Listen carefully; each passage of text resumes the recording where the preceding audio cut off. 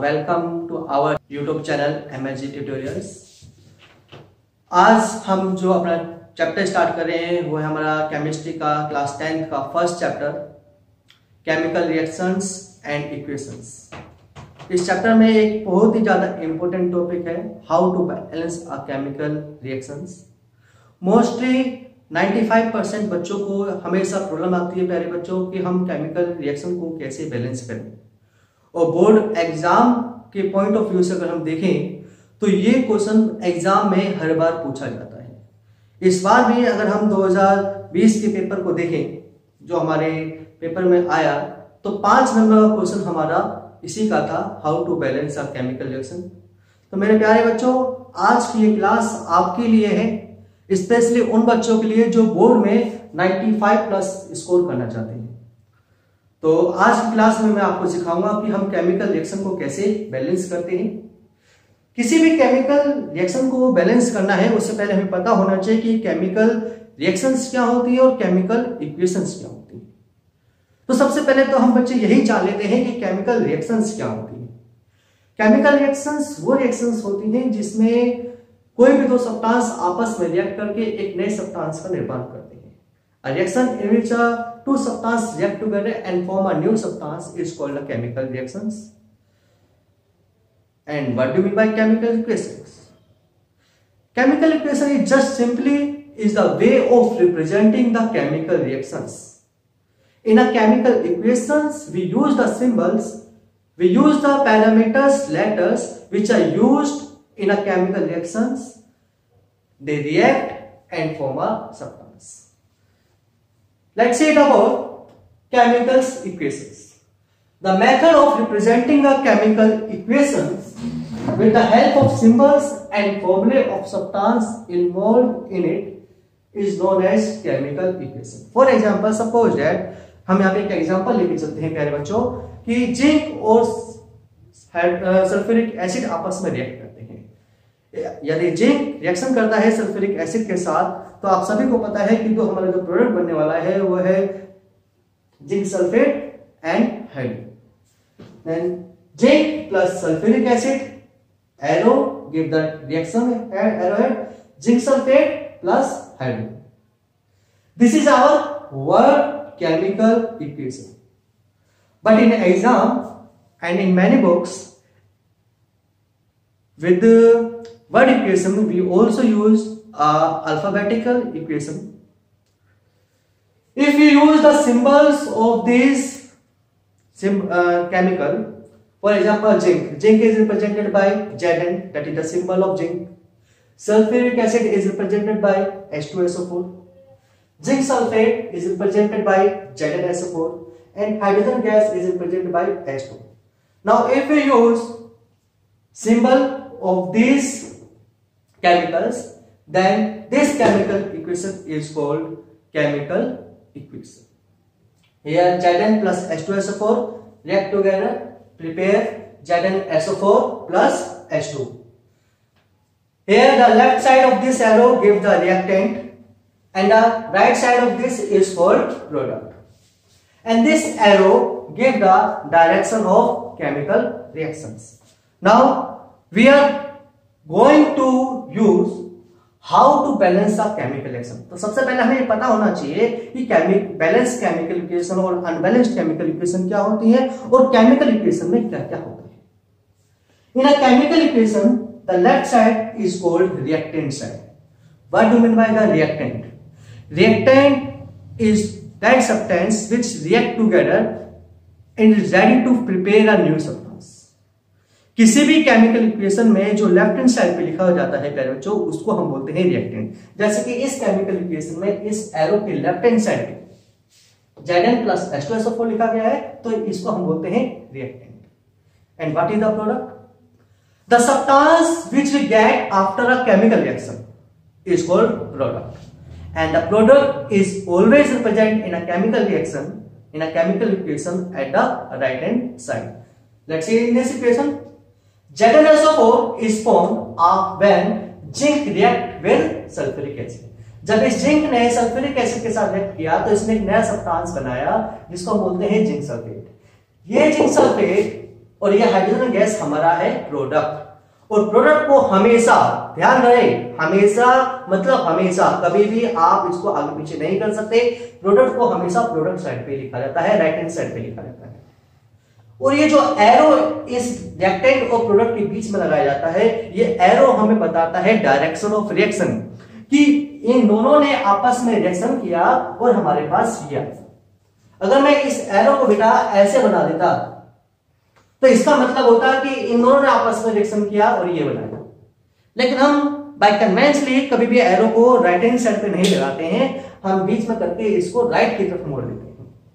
Left hand side में हमेशा reactant आएगा और राइट हैंड साइड में हमेशा प्रोडक्ट आएगा, इसका ध्यान रखेंगे। नाउ अब हम समझते हैं कि बैलेंस केमिकल इक्वेशन क्या होती है और अनबैलेंस्ड केमिकल इक्वेशन क्या होती है। Let's see.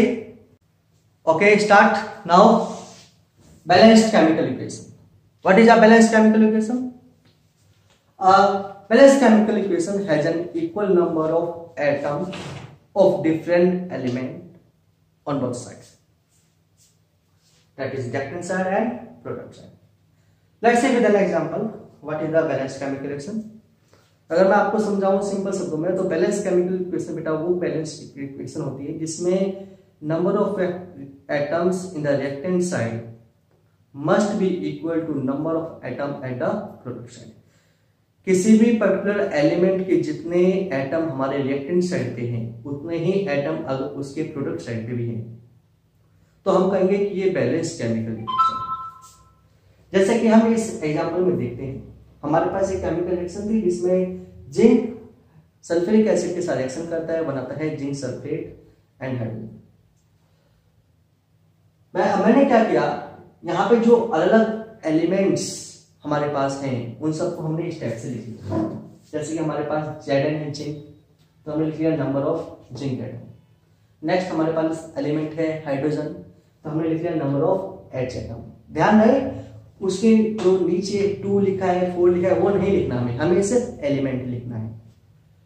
नेक्स्ट हमारे पास सल्फर है S, तो हमने लिख लिया नंबर ऑफ S एटम। और नेक्स्ट हमारे पास है O, तो हमने लिख लिया नंबर ऑफ O एटम। अब ये तो हमें सबको पता है कि रिएक्टेंट साइड पे अगर हमारे पास 4 एलिमेंट है, जिंक है, हाइड्रोजन है, सल्फर है और ऑक्सीजन है, तो राइट हैंड साइड पे भी हमारे पास यही 4 एलिमेंट होगी, कोई 5वां एलिमेंट नहीं आ सकता। जो रिएक्ट करेगा वही आपस में रिएक्ट करके एक नया सब्सटेंस बनाएगा, लेकिन बनेगा उन्हीं से। तो प्रोडक्ट साइड पे भी आप देख लोगे, जिंक यहाँ पे भी है, हाइड्रोजन, सल्फर और ऑक्सीजन, बस प्रोडक्ट यहाँ पे डिफरेंट है। तो अब हमें बैलेंसिंग को चेक करने के लिए क्या करना है, हमें इनके एटम को काउंट करना है। और इसलिए मैंने कहा कि बहुत ही सिंपल मेथड से मैं आपको सिखा रहा हूँ। काउंटिंग तो बहुत सिंपल है, सबको पता ही है, 10th क्लास में आप आ गए हैं, तो काउंटिंग मुझे नहीं लगता कि किसी को नहीं आती होगी। कितने एटम दिखाई दे रहे हैं आपको यहाँ पे? 1। तो in reactant side number of Zn atom लिख दिया 1। अब हम आते हैं नंबर ऑफ H एटम। देखिए H कितने दिखाई दे रहे हैं, Zn के बाद हमारे पास है H के नीचे क्या लिखा हुआ है यहाँ पे 2। इसका मतलब हाइड्रोजन के हमारे पास कितने एटम है? 2 एटम है, तो हमने यहाँ लिख दिया 2। Next number of S atom, किसकी बात कर रहे हैं हम? रिएक्टेंट की। रिएक्टेंट कौन है? लेफ्ट हैंड साइड वाला। बस S कितने दिखाई दे रहे हैं? एक ही दिखाई दे रहा है ना, तो उसके आगे कुछ है ना पीछे, तो 1। ऑक्सीजन कितने दिखाई दे रहे हैं आपको बेटा? 4। Very good. तो इस तरह से हमने नंबर ऑफ एटम लिख लिए हमारे कहां के? रिएक्टेंट साइड के। अब हम बात करते हैं प्रोडक्ट साइड की। प्रोडक्ट साइड पे देखते हैं जिंक कितने हमारे पास प्रोडक्ट साइड में? 1, हमने 1 लिख दिया। सल्फर कितने हैं हमारे पास? 1 लिख दिया। हाइड्रोजन कितने हैं हमारे पास? 2। ऑक्सीजन कितने हैं देखिए, O के नीचे 4 लिखा है बस। अब बैलेंसिंग को चेक करने का मतलब क्या होता है, जैसे कि आपको बताया, बहुत सिंपल शब्दों फिर से मैं एक बार दिखा देता हूं आपको। A balanced chemical reaction is that equation which has equal, ध्यान रहे, equal number of atom of different element in reactant and product side. Zinc के number of atom reactant side पे जितने हैं उतना ही नंबर ऑफ एटम कहां होने चाहिए, प्रोडक्ट साइड पे। तो देखिए रिएक्टेंट साइड पे जिंक के 1 एटम है और प्रोडक्ट साइड पे भी इसके कितने एटम है, 1। मतलब ये क्या है, बैलेंस्ड है। तो हम टिक मार देते हैं। समझ रहे हैं आप सभी? बहुत सिंपल तरीका है बेटा। Number of H atom reactant side पे कितने दिखाई दे रहे हैं हमें, 2। प्रोडक्ट साइड पे कितने दिखाई दे रहे हैं, 2। दोनों इक्वल है, मतलब ये भी क्या है, balance. Number of S atom reactant side पे कितने दिखाई दिए, 1। प्रोडक्ट साइड पे कितना दिखाई दिया, 1। बराबर है। ओ एटम की बात करते हैं। लेफ्ट हैंड साइड मतलब रिएक्टेंट साइड पे 4 है, राइट हैंड साइड मतलब प्रोडक्ट साइड पे भी कितने हैं, 4 है। तो हमने क्या देखा, number of atom both side have equal in number, that means it is a balanced chemical equation. तो बैलेंस केमिकल इक्वेशन जनरली होती है वो केमिकल इक्वेशन जिसमें number of atom at the reactant side and the number of atom at the product side are equal of different element. तो मुझे लगता है कि आप सभी समझ गए होंगे कि बैलेंस्ड केमिकल इक्वेशन क्या होती है। अब हम समझते हैं इसके बाद अनबैलेंस्ड केमिकल इक्वेशन। तो वो जैसे कि मुझे लगता है शायद समझ में आ गया होगा आपको, क्योंकि अगर ये बैलेंस है तो अनबैलेंस क्या होगा, जिसमें ये संख्या एक दूसरे के बराबर नहीं है। वो केमिकल इक्वेशन जिसमें number of atom at a reactant side are not equal to number of atom at a product side are called unbalanced chemical equation. Let's see, उसको हम फिर से देखते हैं एक बार। आइए समझिए। आइए बच्चे देखिए, अनबैलेंस्ड केमिकल इक्वेशन क्या होती है। N unbalanced chemical equation has an unequal number of atom of different element in reactant and product side. मतलब वो केमिकल रिएक्शन जिसमें रिएक्टेंट और प्रोडक्ट साइड पे अनइक्वल नंबर ऑफ एटम्स है, तो ऐसी केमिकल इक्वेशन को हम बोलते हैं अनबैलेंस्ड केमिकल इक्वेशन। जैसे कि एग्जांपल देखते हैं हमें, H2 plus O2 react together and gives a new product that is called H2O. Number of H atom, number of O atom, let's count in reaction side. Hydrogen कितने हैं हमारे पास, 2। Reactant side पे oxygen कितने हैं, 2। Product side की count करते हैं बच्चे। H2 कितने हैं हमारे पास, 2। ऑक्सीजन कितने हैं हमारे पास, 1। अब हम देखते हैं क्या ये बैलेंस्ड है या नहीं है। तो H2 बिल्कुल सही है, बैलेंस है हाइड्रोजन। तो ऑक्सीजन एटम को देखते हैं, यहाँ पे 2 हैं, यहाँ पे कितने हैं, 1। क्या ये बराबर है, नहीं है, तो ये इक्वल नहीं है। तो ऐसी केमिकल इक्वेशन को हम बोलते हैं अनबैलेंस्ड केमिकल इक्वेशन। मुझे लगता है आपको इतना समझ में आ गया होगा कि बैलेंस्ड केमिकल इक्वेशन क्या होती है और अनबैलेंस्ड केमिकल इक्वेशन क्या होती है। अब जैसा कि हमारा आज का टॉपिक था, किसी भी बैलेंस रिएक्शन को हम बैलेंस कैसे करेंगे, केमिकल रिएक्शन को हम बैलेंस कैसे करेंगे, तो अब हम उस टॉपिक को करने वाले हैं बेटा कि किसी भी केमिकल रिएक्शन को कैसे बैलेंस करते हैं। Let's start how to balance a chemical equation. अब हम करते हैं किसी भी केमिकल रिएक्शन को बैलेंस। तो ये हमारे सामने एक केमिकल इक्वेशन है जिसको अभी हमने देखा था। H2 plus O2 रिएक्शन करते हैं आपस में, वो बनाते हैं H2O। तो जैसा कि अभी हमने प्रीवियस सेक्शन में देखा कि ये क्या है, अनबैलेंस्ड केमिकल इक्वेशन है। तो जनरली हम करते क्या है, अनबैलेंस्ड केमिकल इक्वेशन को हमेशा क्या करते हैं, बैलेंस करते हैं। तो अब देखते हैं उसके मेथड कैसे हम बैलेंस करते हैं। तो जब भी हमारे पास कोई भी प्यारे बच्चों रिएक्शन आती है बैलेंस करने के लिए एग्जाम में, तो सबसे पहले हम यही करते हैं, केमिकल रिएक्शन को लिखते हैं, उसके अंदर जितने भी एटम्स हैं आप उसको लिख लेंगे इस तरह से, number of H atom, number of O atom. Let start counting. Reactant side पे हमारे पास 2 हैं हाइड्रोजन, रिएक्टेंट साइड पे हमारे पास ऑक्सीजन भी 2 हैं प्यारे बच्चों। प्रोडक्ट साइड की हम बात करते हैं, ये हमारा रिएक्टेंट है। प्रोडक्ट पे हमारे हाइड्रोजन कितने हैं, तो ऑक्सीजन कितने हैं हमारे पास, 1। अब हम क्या देख रहे हैं कि दोनों तरफ हाइड्रोजन तो है बैलेंस, बैलेंस क्या नहीं है हमारे पास, बैलेंस नहीं है ऑक्सीजन। ऑक्सीजन में कम कहाँ है ये देखिए आप, हमारा देखना कहाँ हमें, जहां पे कम है ना वहां पे कम है। एक चीज ध्यान रखेंगे कि हम कभी भी घटा नहीं सकते। जब भी हम केमिकल रिएक्शन को बैलेंस करेंगे प्यारे बच्चों, तो हम 3 चीज को ध्यान रखेंगे, वो मैं आपको साइड में बता देता हूँ। क्या रूल है कि मान लीजिए आपको किसी को भी घटाना है, बढ़ाना है, कुछ भी करना है, पहली चीज आप कभी भी हाफ नंबर, इस टाइप के नंबर का यूज नहीं करेंगे।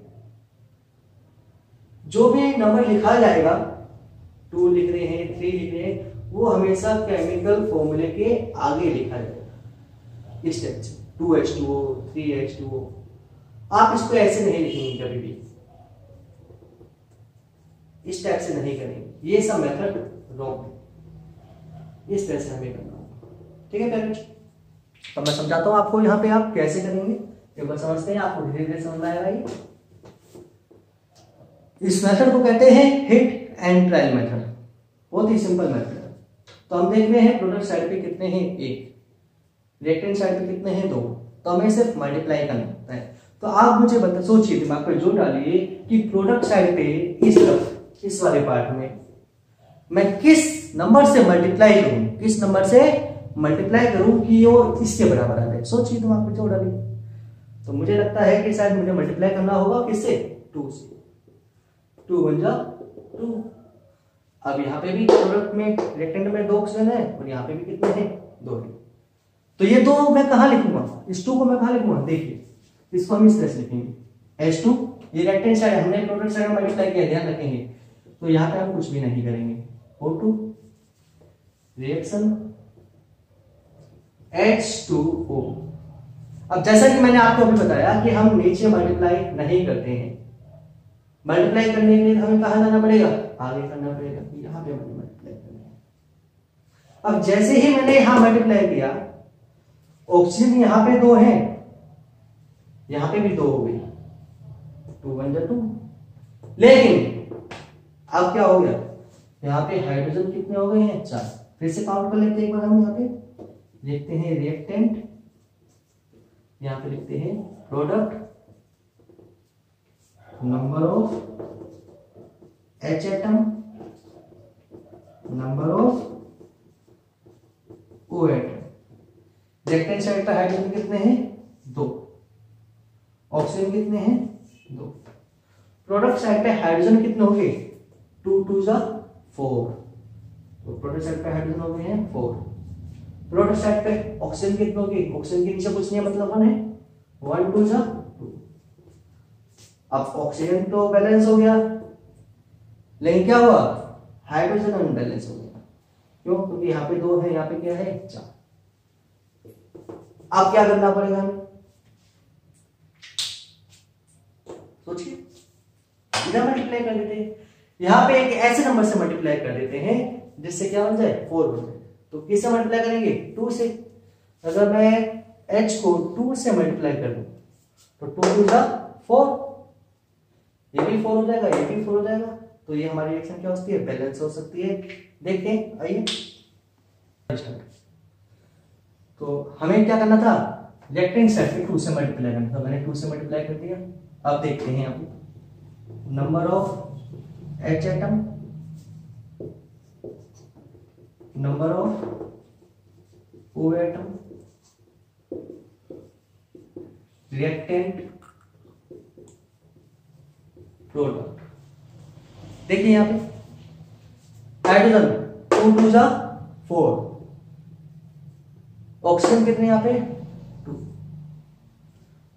प्रोडक्ट साइड में देखते हैं, प्रोडक्ट 2 2 जा, हाइड्रोजन की बात करें तो हाइड्रोजन में काम करेंगे, 2 2 जा 4, ऑक्सीजन कितने हैं, 2 1 जा 2।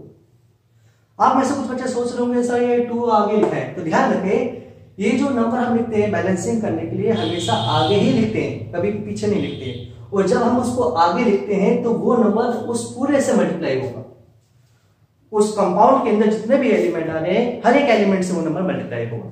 इसलिए उसने हाइड्रोजन से भी मल्टीप्लाई किया तो हाइड्रोजन की संख्या होगी 4, ऑक्सीजन की संख्या यहाँ पे 1 दिख रही थी, 1 को 2 से मल्टीप्लाई करेंगे, जो समय आगे नंबर लिखा हुआ है, तो 2 1 जा 2। अब हम क्या देख रहे हैं, हाइड्रोजन 4, हाइड्रोजन 4 बैलेंस्ड है, ऑक्सीजन 2, ऑक्सीजन 2 बैलेंस्ड है। तो ये हमारी क्या हो गई है, बैलेंस्ड केमिकल इक्वेशन हो गई है, तो इसको हम बोलते हैं बैलेंस्ड केमिकल इक्वेशन। चलो एक और एक नया एग्जांपल करते हैं जिससे कि आपको समझ में आएगा और अच्छे। एक नया एग्जांपल देखते हैं, आइए दूसरा एग्जांपल देखते हैं। केमिकल रिएक्शन हमारी CH4 plus O2 reaction CO2 plus H2, मतलब एक हाइड्रोकार्बन मीथेन ने जब ऑक्सीजन के साथ बंध किया करता है तो कार्बन डाइऑक्साइड और हाइड्रोजन गैस यहाँ पे हमारे पास आया। तो हम ये देखते हैं, पहले तो ये एग्जाम में हमारे पास क्वेश्चन आया कि इसको बैलेंस करिए आप। तो सबसे पहले हम ये देखते हैं प्यारे बच्चों कि क्या ये केमिकल इक्वेशन बैलेंस्ड है। आइए तो जैसे कि हम देखते हैं बैलेंस्ड इक्वेशन के लिए चेक करते हैं लेफ्ट हैंड साइड और राइट हैंड साइड, रिएक्टेंट और प्रोडक्ट साइड पे उनके नंबर ऑफ एटम्स को।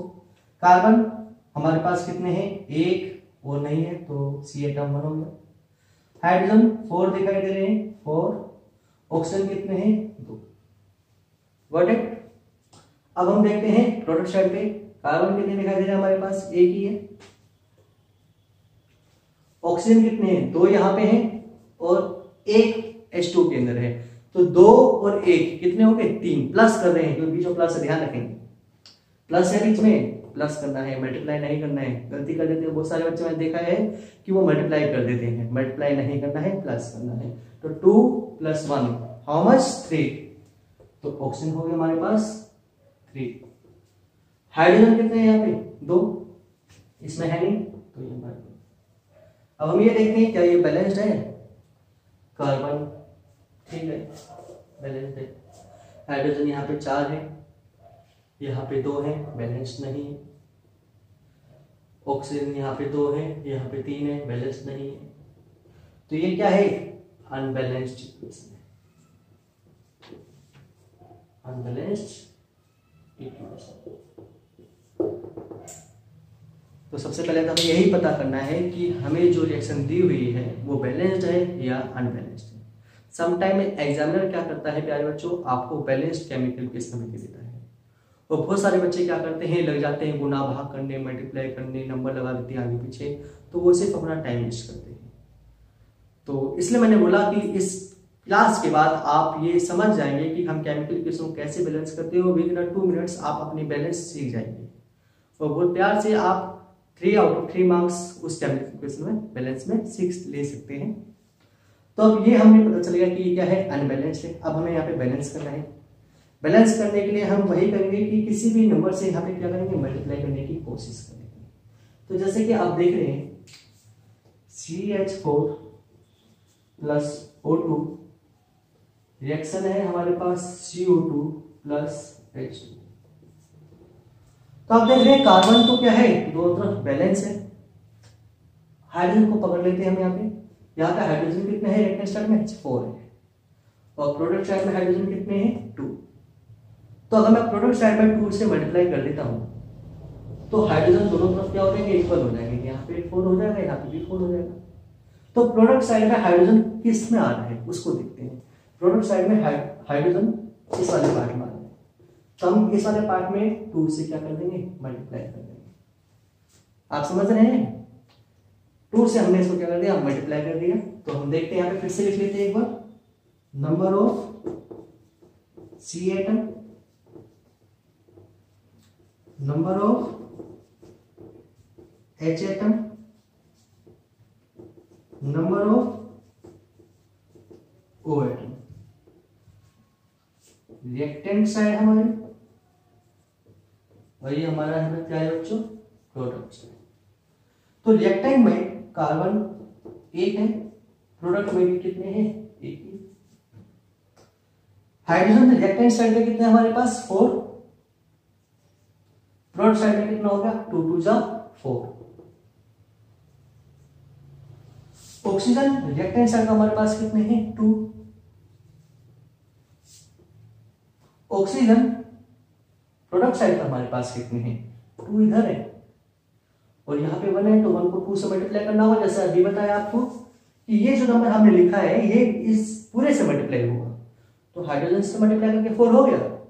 ऑक्सीजन तो रहेगा ना अभी, तो ऑक्सीजन से भी मल्टीप्लाई करेंगे तो 2 1 जा 2 एंड प्लस 2, तो 2 और 2 कितने हो गए 4। तो ऑक्सीजन हमारे पास कितना हो गया 4। अब हम क्या देख रहे हैं, कार्बन बैलेंस है दोनों तरफ, देखिए दोनों तरफ हाइड्रोजन भी बैलेंस है ना बैलेंस।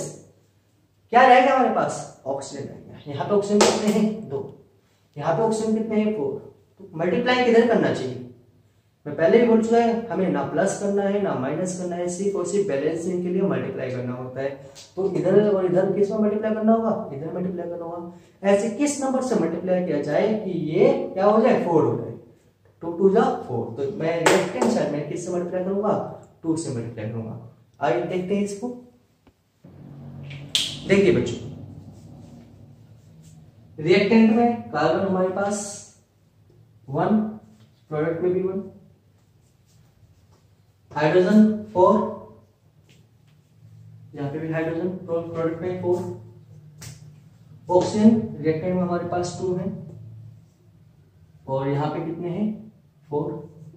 तो हम क्या करेंगे, रिएक्टेंट साइड पे एक ऐसे नंबर से मल्टीप्लाई करेंगे जिससे ये क्या हो जाए बैलेंस हो जाए। तो 2 को हम किससे मल्टीप्लाई करेंगे 2 से, 2 2 जा 4। तो जैसे मैंने यहाँ पे 2 से मल्टीप्लाई किया तो हमारे पास क्या हो जाएगा, कार्बन 1 है, बस इतने में चेंज आया, तो 2 2 जा 4, तो ऑक्सीजन कितना हो जाएगा हमारे पास अब 4। अब देखिए क्या ये बैलेंस है 1 1 4 4 4 4। तो हमारे पास जो बैलेंस केमिकल फाइनल आएगी वो है CH4 plus 2O2 reaction CO2 plus 2H2O। तो ये हमारे पास जो रिएक्शन है प्यारे बच्चों, ये है एक बैलेंस्ड केमिकल इक्वेशन। ये क्या हमारी बैलेंस्ड केमिकल इक्वेशन है। तो आज का मेरा ये जो लेक्चर है यहीं पे समाप्त होता है प्यारे बच्चों। इसमें कोई भी आपको डाउट होता है किसी भी प्रकार का तो आप मुझे कमेंट सेक्शन में कमेंट कर सकते हैं। इस वीडियो को ज़्यादा से ज़्यादा प्यारे बच्चों शेयर करें, सब्सक्राइब करें इस चैनल को, जिससे कि आप हमारे आने वाली जो फ्यूचर अपडेट है और जो फ्यूचर टॉपिक है जो आपके बोर्ड ऑफ एग्जाम से वेरी वेरी इंपॉर्टेंट है, तो वो आपको रेगुलरली अपडेट मिलते रहे। ऐसी बहुत सी वीडियो मैं अपने इस MSG ट्यूटोरियल्स चैनल पे डालता रहूँगा जो मेरे प्यारे प्यारे बच्चों की मदद करेंगी और उनको 90+ स्कोर मार्क्स गेन करने में हेल्प करेंगी। Have a nice day, be safe, stay at home, have a nice day, thank you.